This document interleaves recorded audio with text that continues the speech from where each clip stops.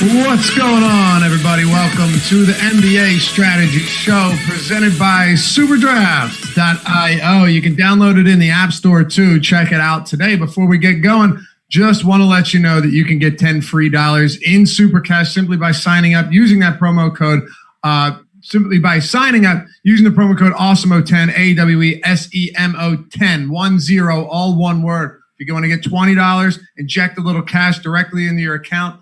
Use Awesemo10, but deposit $100, get $20 straight on top of that. No salaries, full-out multiplier mode. So, for example, today's slate, which has myriad injuries across, well, basically every game. I've counted pretty much all but one game. You could get a Luka Doncic, say, against Portland. Smaller slate today, too. 4:30 p.m. start time. Much more attainable winnings. You're not going up against 100,000 other players, other entries, or more. 4:30 start time, so you can get your FanDuel DraftKings lineups in, and then you can take some time off to put these in as well. 5 games, not 7 games, but you got plenty of time after that main slate lock on other sites. But anyway, Luka Doncic, 1x multiplier. What's that mean? He gets exactly what he scores. If he scores 70, he gets 70. But with all of the value on this slate, you're going to get a lot of guys that have 1.8 or 2x multipliers, getting 1.7, 1.8 times what they score. It's a really cool format. You can play whoever you want, but I wouldn't suggest only playing the top tier guys. There's a lot of strategy. There's a lot of free money to be had as well. Just use Awesemo10, download it in the App Store, or check it out on your computer, on your phone. It's don't do it on your phone, just do it in the app. But if you're on your computer, SuperDraft.io. That is SuperDraft, sponsor of the NBA Strategy Show. I'm Dave Loughran, with me, Sal Vetri. It's been a while, man. Glad to be back with you doing a show. It's had to have been since football. Yeah, it has been a while. It's either football or like the week before all this started that we did a couple NBA shows, but it was like one a week maybe. I think you were filling in, but yeah, I'm excited, man. I'm here for a good time. Yeah, me too. I don't know how great of a time it's going to be. And by the way, we're happy to have all of you guys with us. If you're just walking in the door, hit that thumbs up. If you're new, subscribe, hit the notification bell so you always know when new content's dropping next. So there are so many spots today, Sal, where I'm just shaking my head. It's really, really going to be difficult this early in the morning to get a clear and concise estimation of what's going to happen. But I think the best thing we can do is set everybody up for what will be the case in the event that certain players are out and certain players do end up active. But as you can see, you have a lot, and I mean a lot of players from top to bottom that are either questionable or already ruled out. And this is what you get at the end of the season. This is not just unique to the bubble. Yeah, and I think the one caveat that's maybe working in our favor for this is that since they're in the bubble, they can't be calling up G Leaguers, right? So end of April, you might get a guy pops up, just got with the team yesterday, plays 22 minutes, and like you can't really project for that all that much unless they tell us. Whereas today, like a team like the Nets, they have 9 bodies out there. We know those 9 bodies, and maybe only 8 are going to get 240 minutes. We don't have to try and guess at what this new guy is going to be getting. So that's the one thing we have working in our favor. But yeah, like as of right now, there's already 22 pieces of injury news that are impactful, at least that I have for the slate, and there's going to be a lot more. So here's what I want to do. Before we get into this slate, 7 games, which is pretty much the biggest slate you'll get inside the bubble, at least as far as the main slate goes. DraftKings is running a 7-game slate. This one tips off early, 1 p.m. Eastern time. Be ready for that. We will be doing a live before lock as well. And then FanDuel's doing 4:30. So apologies for earlier saying it was only SuperDraft. FanDuel and SuperDraft are doing 4:30 Eastern, 5-game slate, 1 p.m. for DraftKings. What I want to do, Sal, is real quickly, I want to break down the standings just so everyone's on the same page together to get a good idea of where all of these teams stand. Because I think what that'll do is give us a better understanding of what teams we should be worried about questionable players sitting and having surprise inactives. For example, the Philadelphia 76ers have pretty much waved the white flag as far as trying to move up. They're only 1 game back or a half game back of the Pacers. They're 1.5 games back of the Heat, but it seemingly doesn't make a difference. Almost the whole lineup appears to be out today. And then really the only other thing I see is there are some teams that have spots locked up, and there are others who seem to be content with where they are.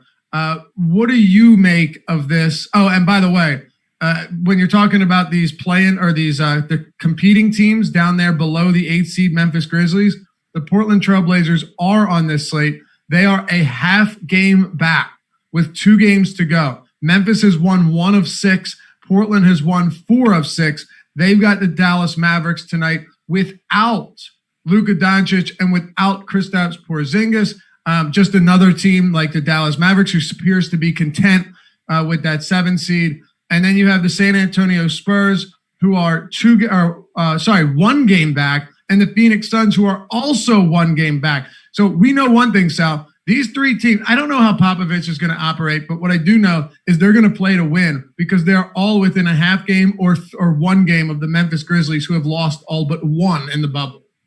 Yeah, it's pretty much on the West side, like the end of the East. Everything's clinched on the East, the 8 teams, but now it's like if indeed the Magic want to win the final 2 games and avoid the Bucks, but it doesn't seem like that's going to be the case. It could happen, but for the most part, it's everything on the West, and it's just teams that are going to get in. You've mentioned it. Memphis has, a little bit through injury, really, Jaren Jackson Jr. has been struggling to just win games in this bubble, and it's helping every other team out there. So, yeah, continue to project guys and feel confident that Damian Lillard and McCollum are going to play close to 40 minutes. When you're looking at the Suns, you can feel confident that as long as Ayton makes his COVID test, that him and Booker can play 35 minutes. And really, like, everybody that's starting for the Suns is playing 34 to 35 minutes. So those guys are on play. The Spurs are playing very sneaky right now and very good as well. Derek White's dealing with an injury, but it's pretty much the bottom of that side of it. Most of the stuff in the East is pretty locked up and situated. You mentioned the Sixers. They can make a move up to 6, I believe, or 5. But it seems like they're going to be content with that based on, I mean, really just injuries. They can't even handle what's happening for the most part, but we'll end up seeing what happens with Horace or Horford and Harris. So that's about it. Some stuff on the top in the West, but really just the bottom, the play-in teams. The Western Conference has been really, really fun too. Yeah. Like just as a pure basketball fan, but we are limited on time. Usually we have pretty much unlimited time here for the NBA strategy show, but the MLB crossover makes things a little bit more difficult. So let's dive right into it. We have set the table, so let's make this happen. Brooklyn and Orlando. Orlando will be without Evan Fournier. They will also be without Aaron Gordon. They will also be without Michael Carter-Williams. So this is a spot where after last game, we have a pretty good understanding of what this rotation could look like because they were out or down similar players. Let's actually start with them. Then we'll get to a Brooklyn team who, as you mentioned, should only have 9 players active today. But we'll start with the quote-unquote home team in the Orlando Magic. Coming into this game, Sal, the Orlando Magic actually played the Boston Celtics very closely in that last game. They started Augustine Clark, Awandu, James Ennis, and Nikola Vucevic, while Terrence Ross and Markelle Fultz played 37 and 33 minutes off the bench, respectively. Outside of that, you got some minutes from Kem Birch, Melvin Frazier, and Vic Law, but none of them played considerable run. It was basically 7 guys that got the bulk of the minutes for this Orlando team, with Gordon, Carter-Williams, not a huge deal, and Evan Fournier sideline. Yeah, I mean, on the Orlando side right now, it's very similar for both teams. If you're trying to do any type of on-off stuff, you're going to get no minute sample for all the guys that are out here. Not even worth it. Yeah, you have to just sort of go off of what you've seen in previous games and just what you know of these players in general. So, like on Orlando's side, Vooch is going to be a fine option for me. He has been the entire time. He just continues to be in the 8K range, which is too cheap. And now when you have a Brooklyn Celtics team that we're normally targeting against centers the last 2 years, now it's an undersized, maybe even arguably closer to a 3 than a 5. And Kuro's going to be at the 5, some Hall, Lance Thomas. None of those are an issue. Vooch is going to average close to 1.4 fantasy points per minute in this game. I have him at 33 minutes, so he seems fine. But I really do like Fultz and Augustine. You saw them both see over 30 minutes, 32 plus minutes in that last game. They're both going to be ball dominant in this game in a fine matchup where it's just easy matchup for the guys against them at this point. So 30 plus minutes out of those guys in the mid 4K range is the thing too. The price point's just too good to ignore. I have them both above 27, 28 fantasy points right now. They're projecting for like 6x value. So there's a lot of guys on the Brooklyn side, a lot of guys in this slate. But these 2 guys right here, they're scorers, they're aggressive, they drive a lot in Fultz and Augustine. That's where Fultz is going to get a lot of his production. So they're the other 2 guys with Vooch that I'm looking at. After that, it's just like filler value with James Ennis. Clark did play a lot of minutes, so it is worth pointing out he's just $3,400. But that's it for the Orlando side for the most part. Yeah, and there's something about Terrence Ross that this feels like one of these times where he will either get, and I expect him to get minutes, but in an event like this where he's also out, right? Because he left on Sunday. Yeah, he left the bubble and he's out for whatever personal matter they're saying. Right. So Ross joins Fournier and Gordon and Michael Carter-Williams on the sidelines. Terrence Ross did play on Sunday. So just to make that clear, I think I omitted that last time. He did play and he got up 17 shots. As a matter of fact, he's attempted double-digit shots in 5 straight games. So now you take him out of it. You're right. Markelle Fultz has to be somebody that you're looking at, as much as it pains me to say it. He's probably going to get, I'd probably put him around 35 minutes here. And one of the reasons is he's almost certainly going to have to play minutes alongside DJ Augustine. If he doesn't, I suppose he doesn't have to, but if they don't, then what are we looking at, right? Like who's going to soak up those minutes, assuming that all of these guys they are all out, actually. They've been ruled out this morning. Is it, I guess, like Melvin Frazier Jr.? There's no way Augustine and Fultz don't overlap minutes today. I don't see a way that that's possible.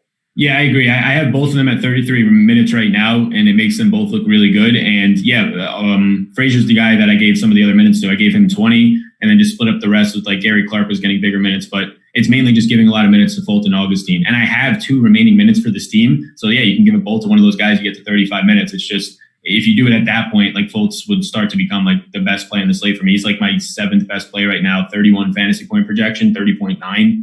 It's hard to ignore at 4,600.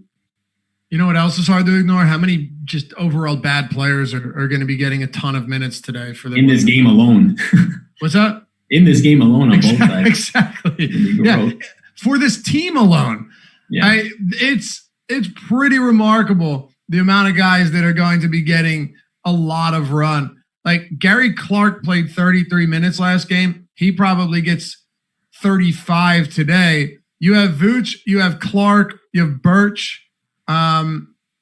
You have what's up with Mo Bamba?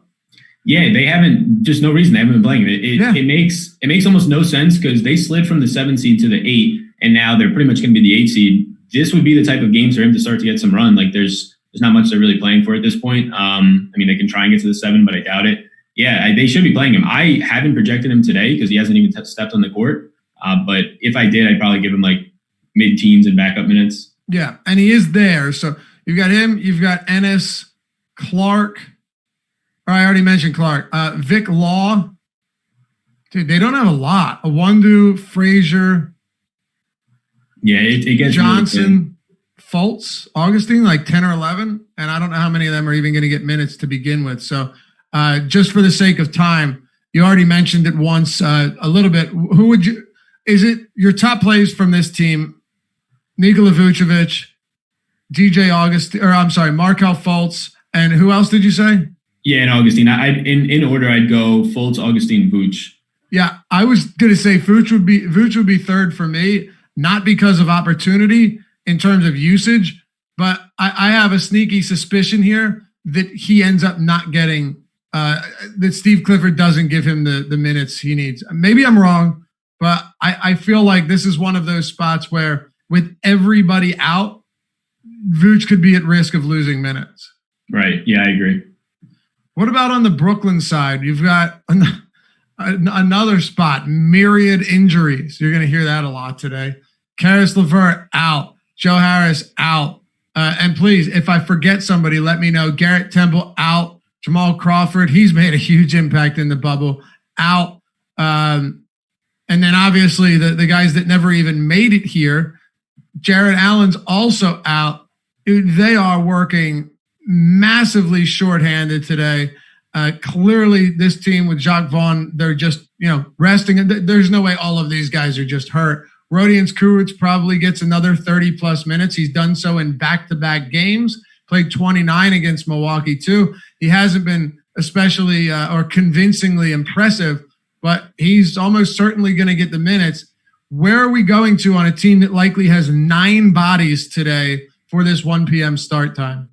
Yeah, 9 bodies, and they also have 107 team total, which like isn't like they're going to score points. So these guys got to get something going. Just no defense anymore at all for either this guy.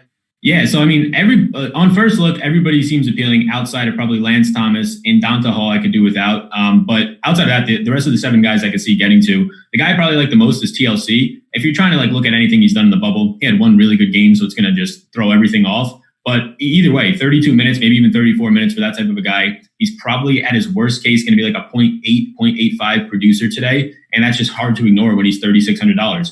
As of right now, he grades out as my number 2 play overall in DraftKings. He's a decent option if you really want to go there in SuperDraft, although just overall points probably doesn't get you enough on this type of a slate.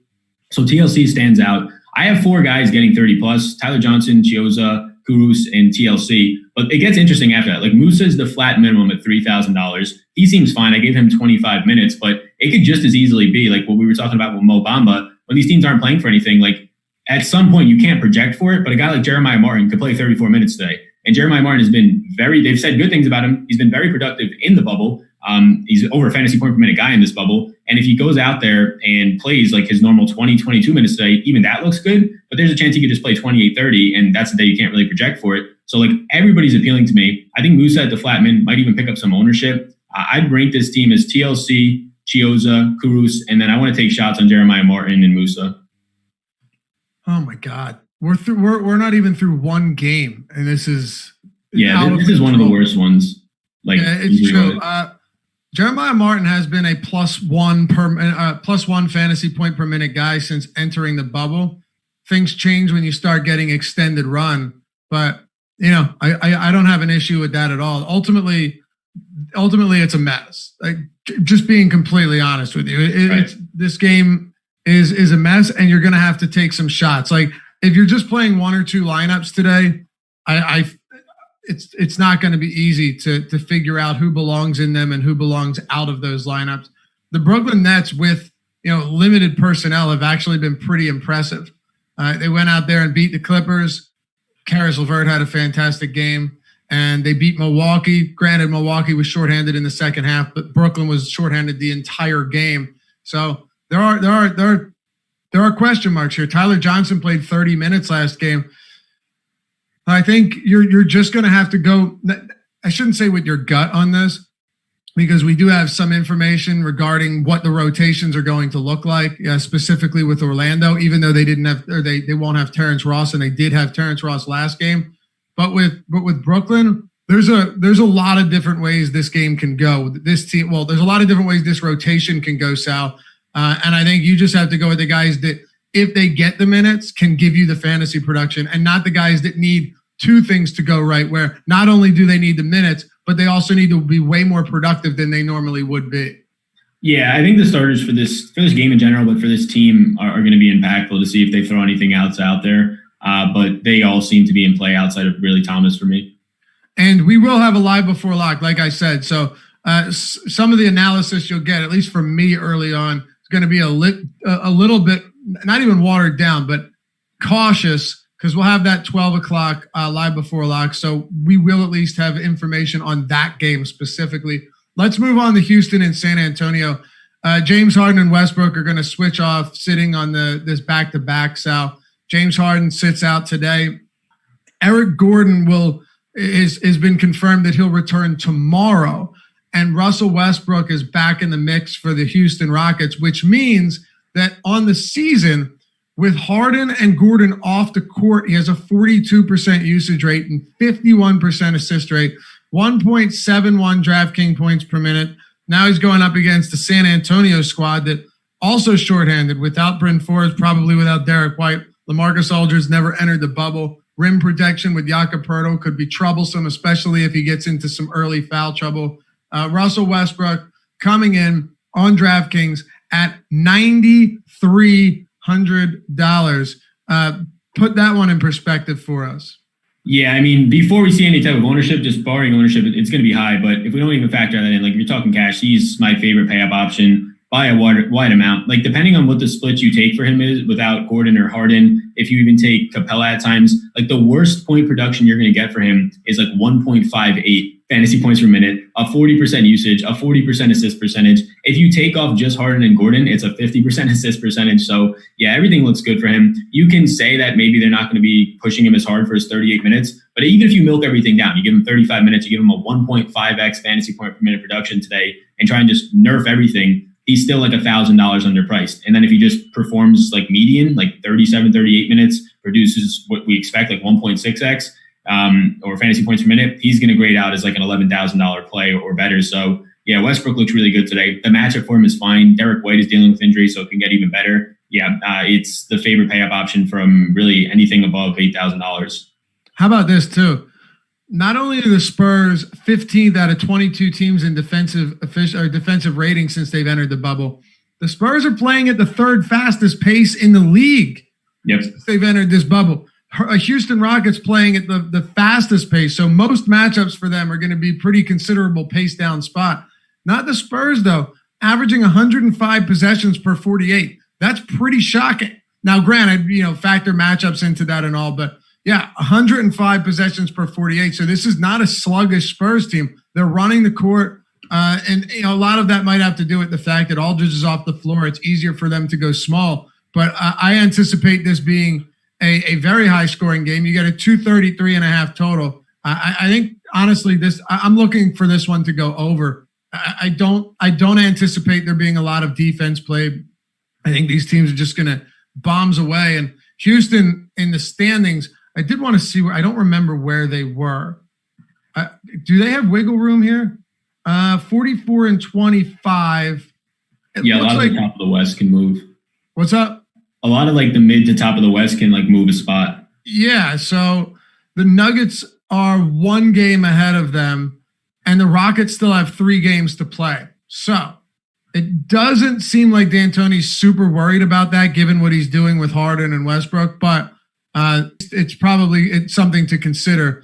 Maybe Westbrook does play 37 minutes today, but like you said, even if he plays 35 at 9,300, you're crazy not to have interest in him. And yeah, even if you were to run, I purposely didn't factor in Capella, only because the more players I take off, the less minutes I get. Right. And if I took him off, I'm sure the numbers would still be solid.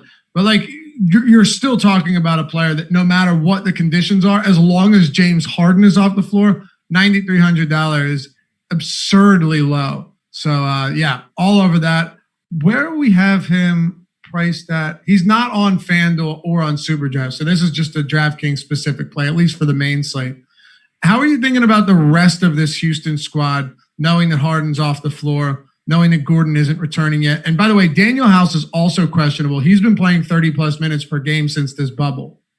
Yeah, so I think House is going to be an important piece to look at. Really, whoever starts for Harden, if it is Rivers, if it is going to be McLemore, they've kind of played around with that depending on if Harden is out or Westbrook so far. But I'm going to have an interest in whichever player starts, really both of them. Rivers with Gordon and Harden off the court has been about a 0.9 fantasy point per minute producer. He looks fine today. You can say similar things about Ben McLemore. He's not really a great fantasy point per minute producer, but he gets to about 0.8. And if those guys are going to be playing 33, 34 minutes, they start to look pretty appealing. I think Robert Covington at $6,700. I think he's just priced appropriate. You might see a little bit more usage without Harden out there. Maybe. The rebounding rate's not going to change much with or Russell Westbrook active. So I'm looking at McLemore. I'm looking at Rivers outside of Westbrook on this team. There's other guys that you can slot in spots. If House plays, I'll have some appeal depending on if he starts or not. But those are the 3 main guys.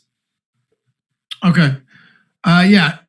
Russell Westbrook, just far more appealing than anybody else here. I have Robert Covington second. I actually have Covington projected for pretty solid numbers today. If you were to take Harden and Gordon off the floor, you're not going to get nearly as appealing numbers with Robert Covington, because he simply is not somebody that's ball dominant. He doesn't really create his own shot, but they're going to need some scoring. And if Daniel House is off the court as well, that'll make things a little bit more interesting. Do you have any thoughts on any additional thoughts on somebody like Austin Rivers coming off a career high scoring game last time out? Very impressive game against the Sacramento Kings. Westbrook was sidelined in that one. Now Harden's sidelined in this one. Him and Ben McLemore both had very impressive outings. Are they pretty much back burner plays to you, or could you see yourself getting a decent amount? I can definitely see myself getting to both. I mean, they both grade out pretty well for me. A lot of guys in the slate, but they're both projecting for like 5.5x value. I think I might actually like Rivers more, but we'll have to see who starts out of the two of them. But Rivers just picks up points in a lot of ways. You saw that last game just scoring wise, but he's an underrated rebounding guard. I mean, with these guys off the court, he's going to average over 10% defensive rebounding. He's obviously decent with assists in the mid to upper teens. And then, yeah, if you get any type of usage out of him, spike with these guys off around 20%, it looks decent. They're going to have to play, if McLemore's out as well, they're going to have to play just 32 plus minutes apiece between, or if House is out, 32 plus minutes apiece between Rivers and McLemore. So those are two guys that I'll have interest in, especially if House is out. Okay. Yeah, Robert Covington, the playing time, I keep trying to do it with Capella off. It doesn't help though, because it's such a low amount of minutes. But Robert Covington still only played 63 minutes with Harden and Gordon off the floor, but 0.8 DraftKings points per minute, very low usage. You're basically just hoping that he's out there for a lot of minutes, that he can be a disruptor, get some defensive stats, rebound the basketball, playing closer to the basket, and give you some solid numbers. But all in all, it's actually a Houston team that's kind of difficult to project outside of Russell Westbrook, because whether it's Austin Rivers or whoever comes in, Ben McLemore, and puts up numbers, Robert Covington gets hot from three-point range. Maybe PJ Tucker even has himself a game. Jeff Green has been another guy that's been pretty productive at times when given the opportunity. So those guys are all players that I'm mixing in, but I'm not going heavy on any of them, especially on a day where we've got so much value across the board. What about San Antonio here? No Bryn Forbes. Aldridge obviously never even made it to the bubble. Derek White remains questionable with that ailing knee. Like I said, playing at one of the fastest paces in the league, got a pretty paltry defense, but they're running and gunning, which is good for fantasy. Yeah, they're running and gunning. I think it's probably going to help DeJounte Murray the most. He's just a guy who's just going to be all over the court, on both sides of the court, really. I think he's the guy I like the most from this team. The price point's still fair. He's had his ups and downs in the bubble. Early on, it looked like he was being more ball dominant. The last couple of games, it's been more of DeMar DeRozan. But at this point, it's going to be hard not to like him, especially if Derek White's out. White got hurt in the third quarter last time. You saw Murray kind of just solidify like 32 minutes of play, 33 that last game. And now this matchup's just going to make it even more appealing if they're just going to be flying. It's the highest paced game on the slate for me. Murray looks really good. It doesn't matter what you look at. I mean, he is right up there. He's probably better than Westbrook when it comes to defensive rebounding as a guard. He's at a 20% rate with no Aldridge on the court. He's like a 1.15 fantasy point per minute producer. So I have him right now for this game at 32 minutes. He can definitely go higher. He's a guy who is susceptible to some foul trouble, but at 32 minutes, he looks like my favorite play. And then it's just filling out some other things. DeRozan's in play. I don't think you're getting much value out of him. If he starts to get back up to 36 minutes of play, it looks better. But at like 33, 34, I think he's priced appropriately. The one thing I'll say is like Jakob Poeltl, normally I have interest at this price tag, but against Houston, we saw with Alex Len last game. He played 14 minutes. They're just pulling any type of like traditional center off the court. Poeltl's a little bit better than that, but I think it helps guys like Keldon Johnson, who's been playing very well in the bubble, Lonnie Walker, maybe get a couple extra minutes apiece. So I'm off of Poeltl. I think Keldon Johnson's an interesting play that's probably going to be lower owned. And then Lonnie Walker seems just like a filler type of a guy. Do you think Patty Mills starts getting minutes again? Yeah, I don't know what to do that. Early on, they didn't play him, and Pop just said he's resting him, and then he hasn't played the last two games. I would say but now if Derek White is out alongside Bryn Forbes, they're very limited in their backcourt options outside of DeJounte Murray. Yeah, like right now, I'm projecting White for 30 minutes. If we get like a call that he's going to miss, then that's when I'll give Patty Mills run. Right now, I don't have any for Mills, but it would make sense because after that, they're just dealing with a bunch of forwards at that point. Like maybe they give Keldon Johnson some of that Derek White run, but then after that, they just have like 20, 25 minutes left and not many guards. Yeah, I was looking through that this morning and was surprised by how shallow they are there. And then I said, oh, wait, Patty Mills. I forgot about him because he hasn't been getting any minutes. I think if White is out, I'd probably give him like 20 minutes or so. I'm not sure Pop is entirely worried about who's backing up DeJounte Murray or DeMar DeRozan right now in a spot like this. It feels like he almost knows that they're not going anywhere in the postseason, so he isn't approaching this as he normally would, going up, if they do get into the 8th spot against the Lakers. But I think they still try to win this game. They're only 1-point dogs against Houston, which is pretty impressive. So should be a competitive game. I think for fantasy purposes, there are a few really solid options. But let's move on here. We've got 5 games to go. Here's another ridiculous one. Philly and Phoenix. The Suns 6-0 in the bubble, Sal. I tweeted this yesterday, and you actually said it this morning before we got started. They have a shot to go 8-0 in the bubble and still not even make it to the play-in games, which is insane. But, look at this. Phoenix faces a Philly team that is just crushed by injuries, and Brett Brown is apparently also waving that white flag saying, hey, you know what? It's not happening.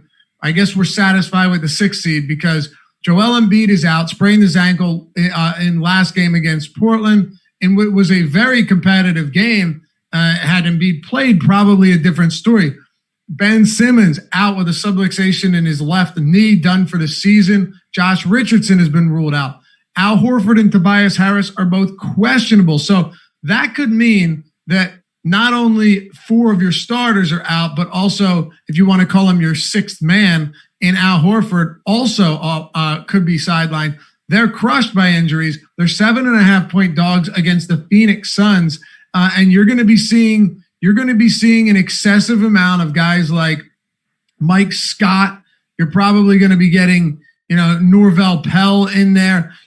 For all we know, we might be seeing some Mario Shayok, who most people, casual fans, have probably never heard of. But I want to start with Alec Burks, because he actually closed out that Orlando game where they won by 8 points, played 28 minutes, played 23 minutes against Portland. And what you've seen from Alec Burks is Brett Brown seemingly hasn't put any faith in him. I watched the Philadelphia 76ers pretty closely. He hasn't had any faith in him.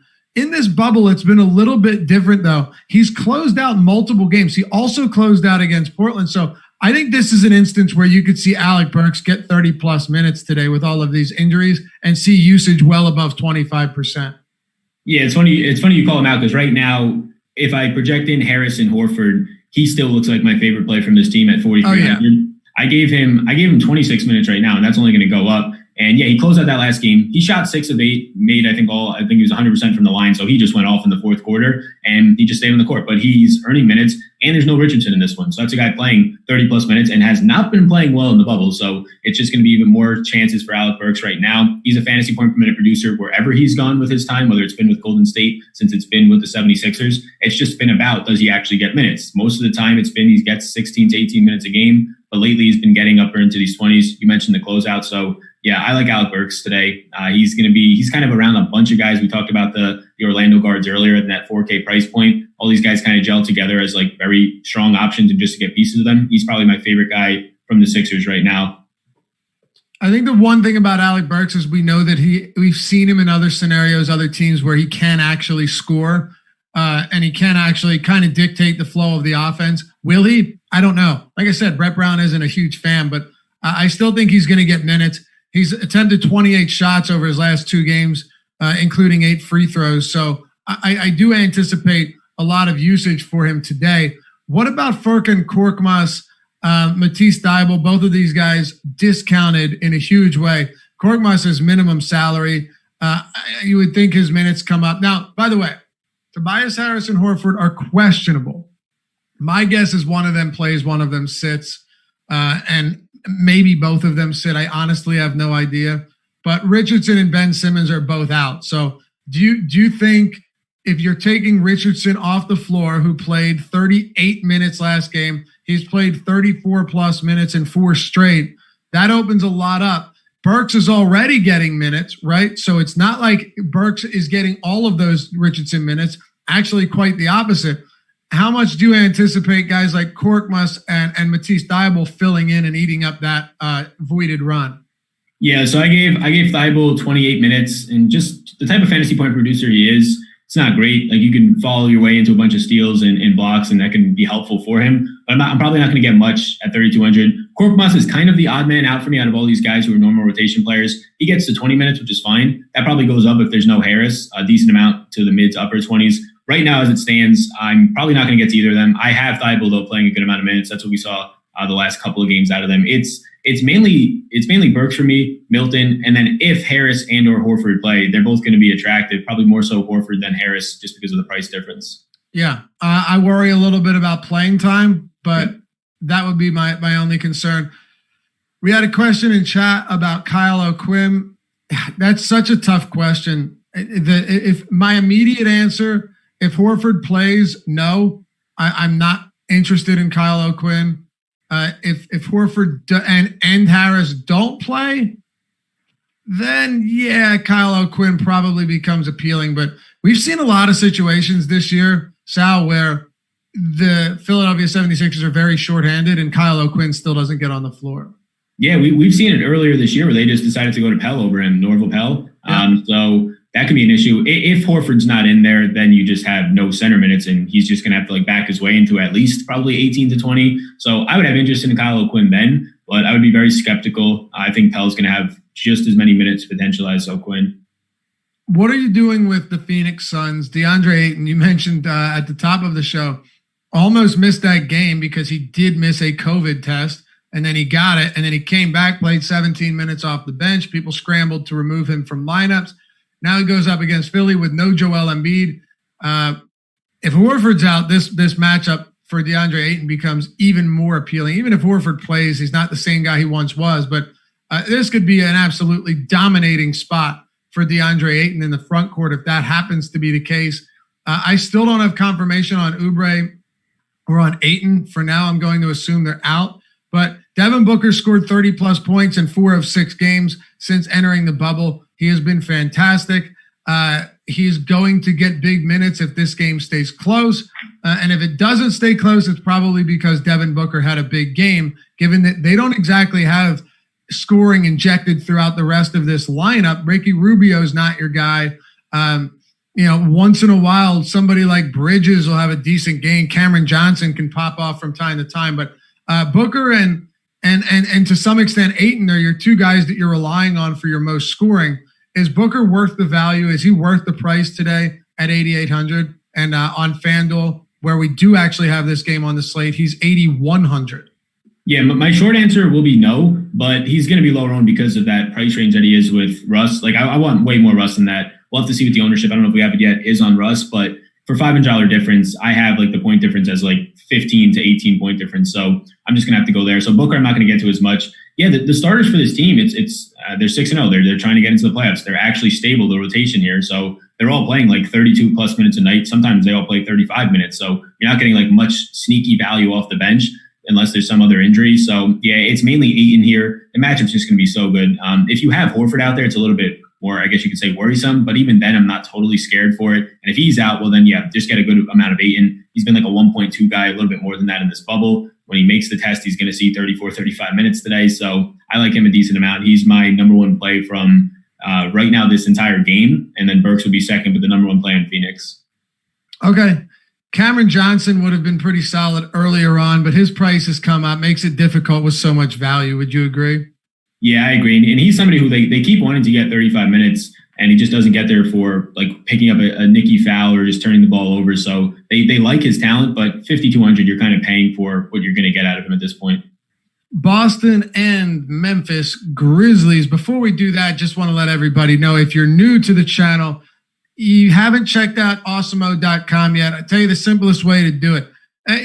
Just to see what we have to offer, the best projections you're going to find, the best ownership, all of the stack tools that you can find anywhere for baseball, boom or bust tools, lineup builder, all of our premium articles, you name it. There's way too much to get into because we only have 20 minutes to go. But if you go to awesemo.com/join and you scroll to the bottom, you'll see tutorial videos on our best, most popular tools. You'll see exactly how to use them. They're all developed. They're all made and used by Alex Baker himself, the number 1 ranked DFS player in the world. We're not just slapping a name on them and selling them off like that. No, he uses them and wins a ton of money doing so. All of these tools, from the ownerships to the projection to the top stacks to so much more. And then, of course, with basketball, a whole lot of other tools that we haven't even gotten into yet. We got express passes for $3.95 a week. We got weekly passes, all access. I recommend the all access monthly. I think it's the best bang for your. I mean, obviously annual is, but not everyone's capable of doing that. The monthly is the best bang for your buck. If you're serious and you want to win money, and you want to win money now and become a better player, go to awesemo.com/join. Check it out today, and always keep your eyes out. We do flash sales from time to time. we'll do promos and stuff like that. So pay attention. Follow at Awesemo_com on Twitter for whenever we're making that happen. And by the way, while you're at it, follow Sal on Twitter at Sal Vetri DFS. Follow myself, Laffy_D, LOUGHY_D. You see our handles right under our names. It's awesemo.com/join. Check that out. Come say hi. And when you do, hop into the premium Slack chat. Say what's up. We'll be happy to show you around. All right, Sal, 3 down, 4 to go. Memphis and Boston. We've gotten through a lot of the tough games so far. So I think it's smooth sailing from here for the most part. And then we get to Dallas. But Memphis Grizzlies have been tortured in this bubble. I saw this coming. I'm sure you saw this coming. Their schedule was brutal. Did not expect them to thrive or flourish whatsoever. They're 4.5-point dogs. They got a 224.5 total. Jaren Jackson is out for the remainder of this restart. Let's start with the Grizzlies against a good Boston team that appears to be fully healthy. Daniel Tice looking like he'll play as well. What are we doing with Memphis, if anything?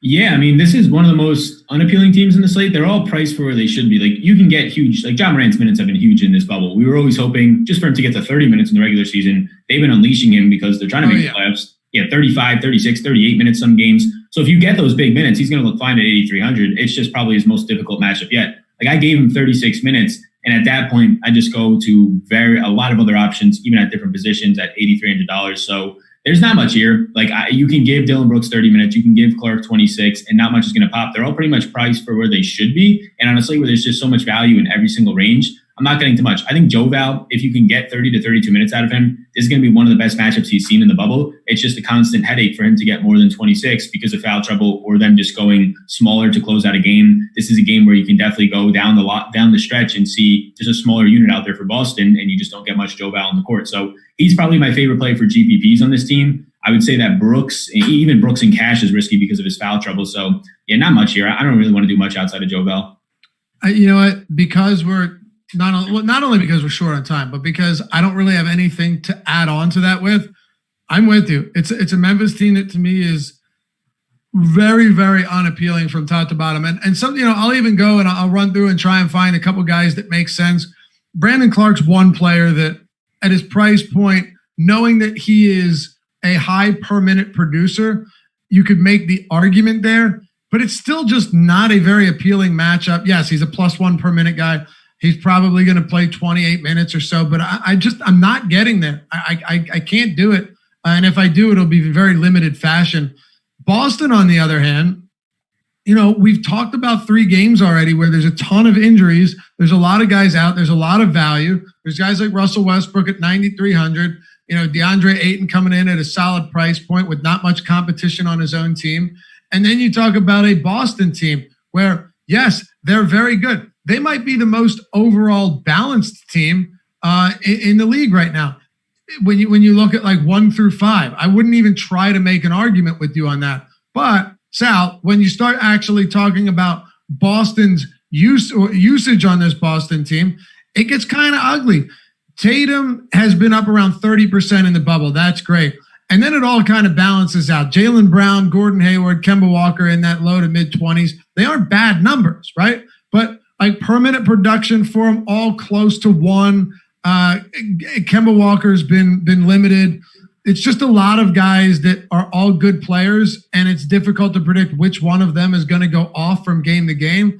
And none of them are all that cheap to the point where they stand out. I think Jason Tatum has been the one that has kind of separated himself, but he still has one of the lower floors because he plays on a team with Kemba and Jaylen Brown and Gordon Hayward.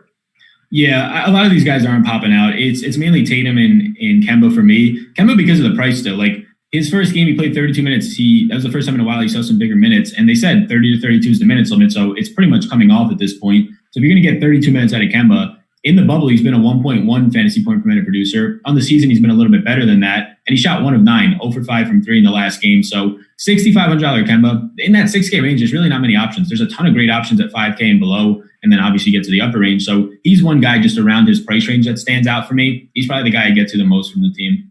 I would agree with that.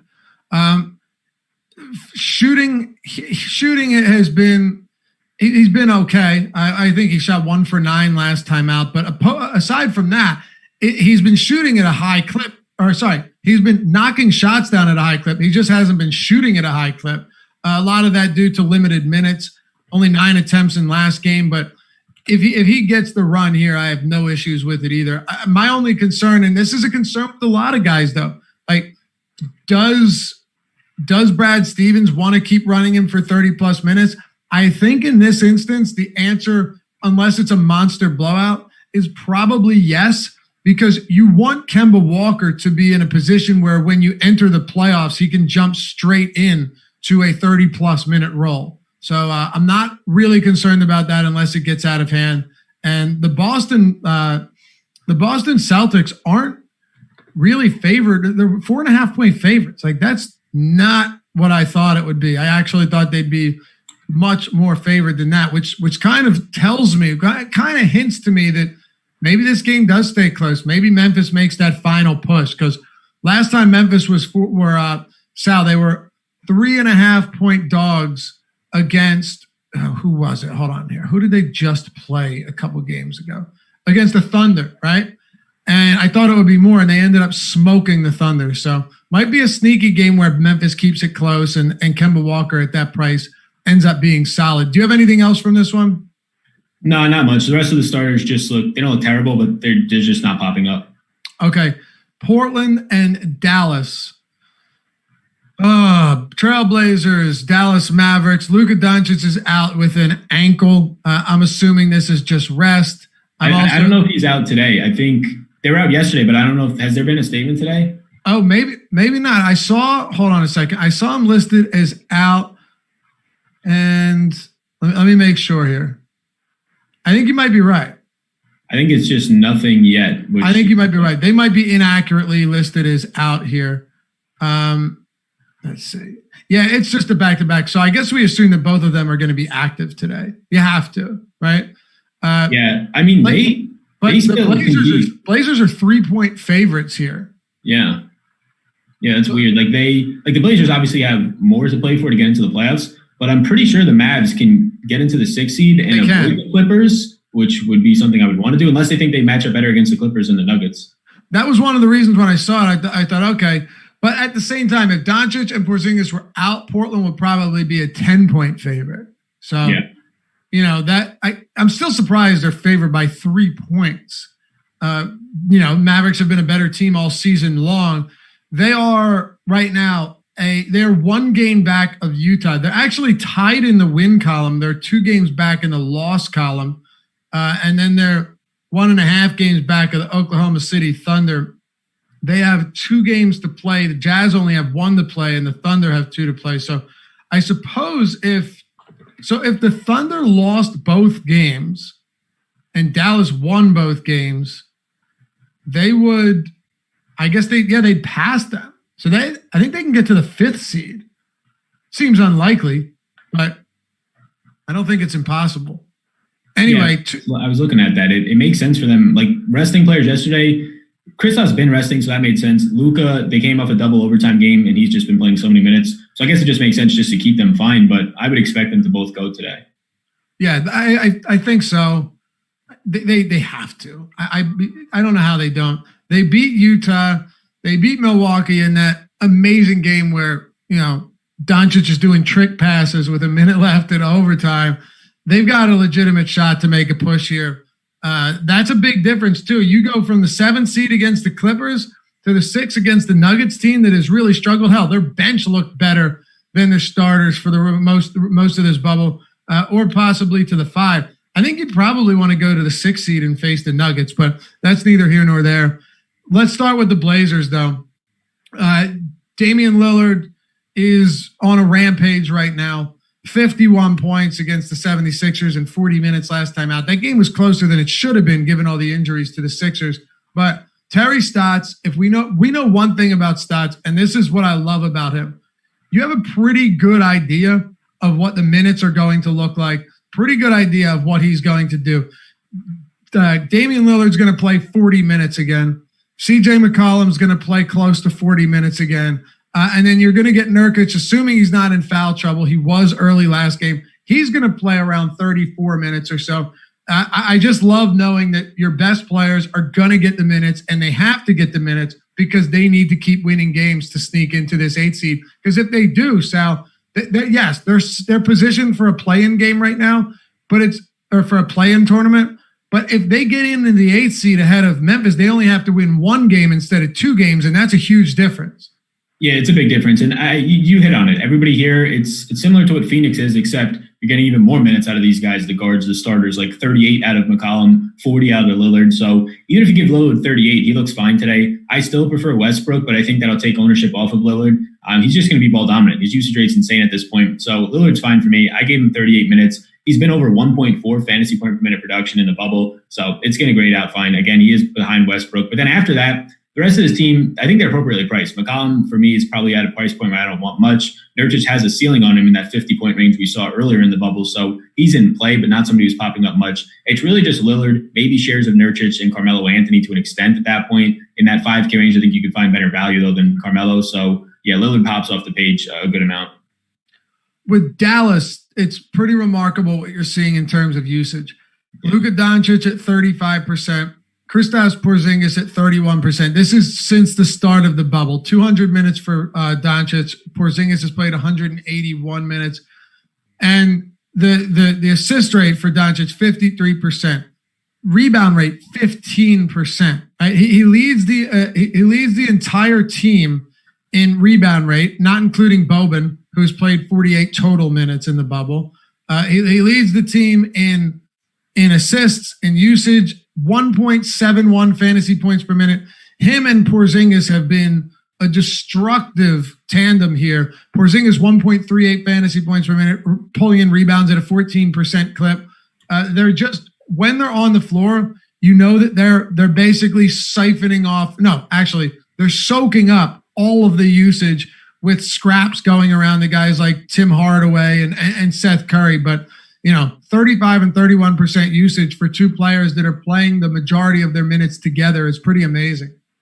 Yeah, and they're playing big minutes too. Porzingis that's something that we saw towards the end of the regular season, and then heading into the bubble, just getting these 36 to 38 minute games instead of around 30, where they were limiting him for a lot of the beginning of the year. And he's probably the guy I like the most here. I think Luka's fine. I'm going to have it. I think he looks good. Again, I prefer Westbrook, just the price difference, but I think that's Porzingis is cheap though, given his production and his opportunity and his minutes. Yeah, 100%. And that's the thing. Like, he is right now on this team, he's my favorite play. In this game, he's my favorite play. If I rank it just overall in the slate, Kristaps is coming in as, there's a ton of value, but anything above $7,000, he is my 3rd best play on the slate right now. So I like him a lot. You touch on everything. You're getting a ton of usage. You're getting only 2 guys are the only guys touching the ball in this team for usage rate. That's why when those 2 guys missed, you don't know what to do. You run around with your head cut off at that point. So yeah, Kristaps the guy I like the most at this point. I gave him 36 minutes. Even if he plays 34, I'd still prefer him over Luka slightly. But both of them are in play. Yeah, $8,200 is just way too cheap. He's 1.4, close to that fantasy points per minute right now. So it's hard to ignore. Yeah, 1.38 DraftKings points per minute in the bubble. It's crazy too, because like Rick Carlisle's a difficult guy to get your finger on the pulse of what he's going to do. That's why I like with Doncic and Porzingis, you don't have to worry about that. And I'm assuming that he sat those guys on the first of a back-to-back so he can give them a full allotment of minutes in the second half of the back-to-back against Portland. Huge game for Portland. I think this is a game that I'm definitely going to sit down and watch, Sal. It's hard to not have interest in this game, knowing what the stakes are for Portland and seeing Dame Lillard go up against Luka Doncic. So just in general, it's going to be an awesome game to watch. Yeah, I think it's going to be the best game, and I think it's also just going to be probably the game that matters the most for just playoff seeding and everything. So it should be good. All right, Sacramento and New Orleans. We got 2 to go here. MLB strategy show will be coming up next, so be sure to stay around for that. You've got Josh Ingham and you got Jake Hari taking you from 11 to, whenever they feel they need to go to. Actually, probably just till 12, because that's right, 1 p.m. lock. You've got the NBA Live Before Lock coming up after that. It's hard to keep track of all this shit. But anyway, so the Sacramento Kings 1-point dogs against the Pelicans, 230.5 total. The Pels have been a colossal failure in the bubble, and a lot of that is because, Alvin Gentry has decided that they don't really want to make the playoffs, and I think the front office has decided they don't want to make the playoffs. because Zion Williamson has been very limited and they're not, running out their best players. And now you've got Zion Williamson, who is out today with a sore right knee. My assumption is that that's probably also just rest. Brandon Ingram will not play in this game either. So here you have it, Sal. It's a wrap. They've been eliminated from playoff contention. Drew Holiday also sits out for this one. Does Lonzo Ball come in and play 35 minutes and actually be viable? Or do we just see a ton of bench players soak up everything from the voided minutes and these starters are leaving? Yeah, I mean, I think both. I think both are probably going to happen in this one as long as we don't get any Lonzo news. Like at minimum, I have him at 34 minutes right now. That can easily go higher. It's a fine matchup for him. I mean, Fox isn't on the other side, so maybe it's a worse matchup with Corey Joe out there, but I think it'll be fine. Lonzo at this point, he's over a 1.1 guy with those three studs off the court this year, and it's a limited sample just because Zion hasn't been on the court a lot. But without Ingram and without Drew, those guys were both injured at their own points earlier in the season. There's a decent sized sample there of him being like a 1.1 fantasy point per minute producer. What is it, like 150 minutes or something? Yeah, it's like a decent sized sample of that. It's like 1.14. And he looks good overall. Like rebounding is there, the assists, and he can score, he can drive. So Lonzo's fine, 6,400. We touched on it earlier. Like it's right in that Kemba range. I would prefer Lonzo today. So that's like another reason why you probably don't get much Celtics. He's the guy I like the most. And then it's just trying to figure out the rest of this. You got really good options here in Redick and Hart. You're just going to have to decide if you like the Orlando guards better in Fultz and DJ Augustine. Because Redick's been the most productive player, I think, outside of Ingram in the bubble so far. He's been close to a fantasy point per minute producer. And now he's going to be in a situation where it's like, his first year never making the playoffs? Just nuts. He has 30, I have him at 34 minutes. Is it really? Yeah, I heard that on the broadcast after they first got eliminated. Yeah, I was trying to think of all the teams that he was on, but it makes sense now after I look back at it. It's Redick and Hart are after that for Lonzo. And I think I like Redick the most right now at this point. But it'll be interesting because like we talked about with like the Nets game, this could just be the day that like Alexander Walker comes out for like 25 minutes and you have Redick playing like 24. And then it's just a terrible play at that point. So on paper right now, if we're just trying to project this straight out, it's Redick, Lonzo, and Hart for me that stand out. Guys like Nikola Melli are going to be fine. He's going to have to play bigger minutes with no Zion and no Brandon Ingram out there. So he also looks decent. And then it comes down to figuring out like between Frank Jackson and Alexander Walker, who you think picks up the rest of that run. I'm giving it to Jackson right now because he's normally ahead in the rotation, but this would just be the time if you're sitting your three studs to see what else you have, and maybe not what else you have, but just let Alexander Walker get some run and some of these other guys deeper on the bench. So it's another team that is very scary. I think it's the team that you have to hit. I think it's the best team to target overall right now in New Orleans just because of all the value. It's just that all of them can really be the guy that pops off. You have to kind of nail it. I'm just taking a guess here. And you're right. JJ Redick at 0.99 DraftKings points per minute in the bubble. 24% usage rate as well.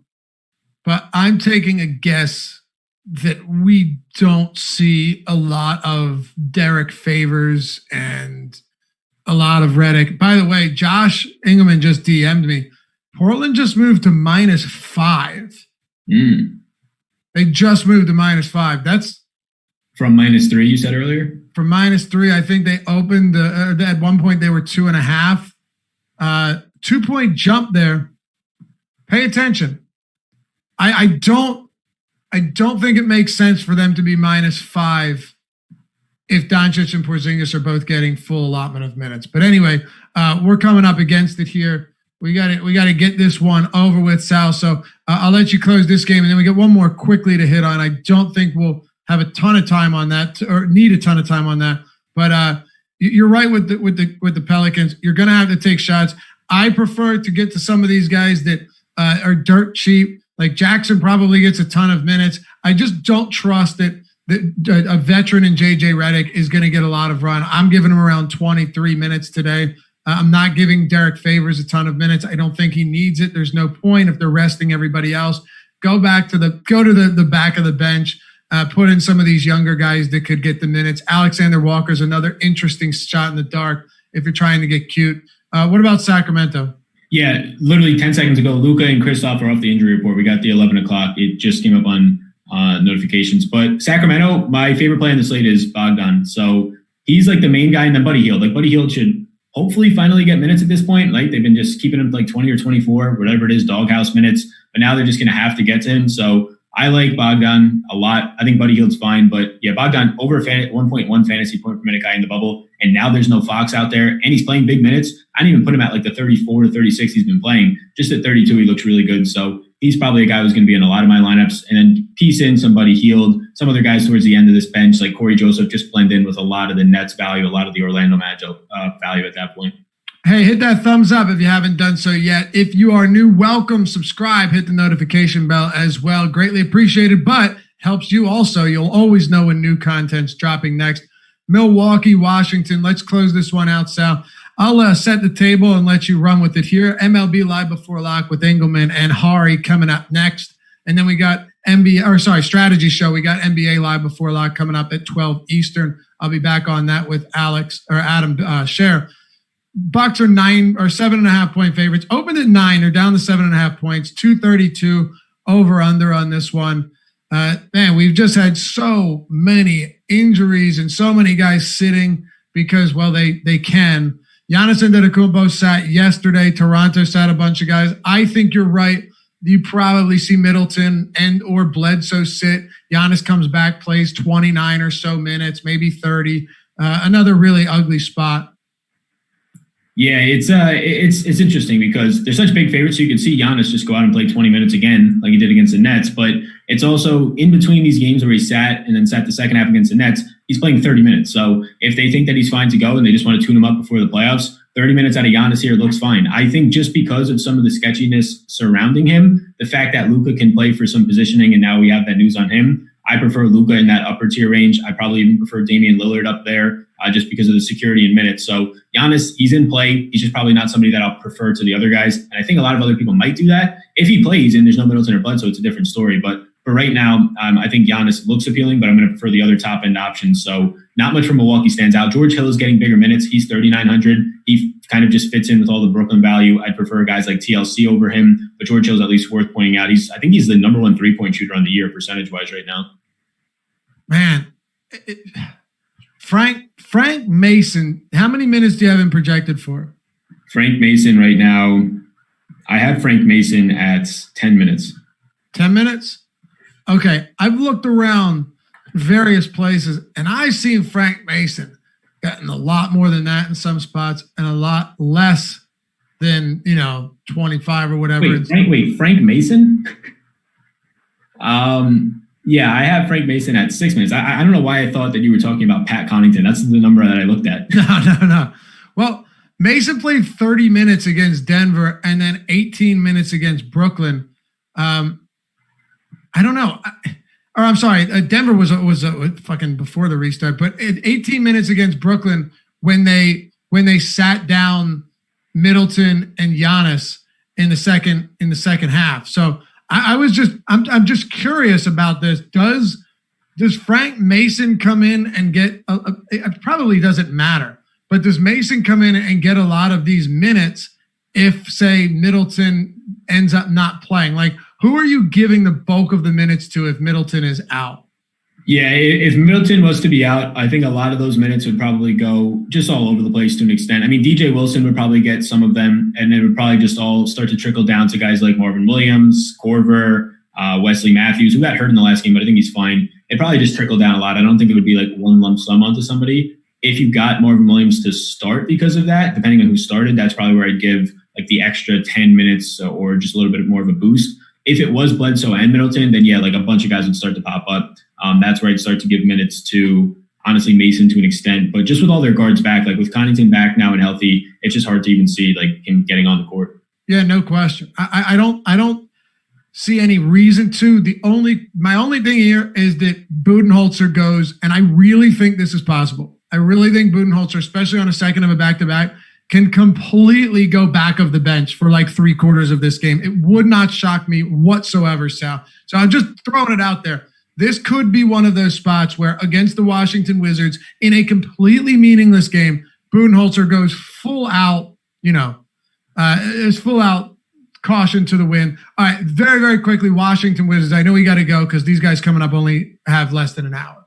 Sounds good. Yeah. So Ish Smith would be the guy here. He's surprisingly leading the bubble, this entire team, even more than Bryant in fantasy points per minute while in the bubble. So 5,300, he looks good. Troy Brown's fine. Like 6K still too cheap for him. There's just probably other guys that I like in this range overall, but it's still no doubt that he's going to play like 34, 35 minutes. So I'd go Ish, then Troy Brown. Thomas Bryant at this point is getting to a price point, 7,300, that you could take it or leave it. If he has the ceiling type performance, it's going to be fine. But median projection wise, he doesn't look that great. So Ish Smith, then Troy Brown for the most part from Washington. Mo Bamba out for Orlando, by the way. Seems like nothing, but it's another player you can add to the inactives list. Hey, thanks for hanging out with us as always. Don't go anywhere. Josh and Jake are coming up next, giving you a full hour, well, almost a full hour of MLB talk. Sorry, it takes a while to get through 7 games where everybody that usually plays isn't playing. Adam Scher and I will be back at 12 p.m. Eastern to wrap this up with NBA Live Before Lock. We'll see you back here soon on the Awesemo NBA Strategy Show presented by SuperDraft.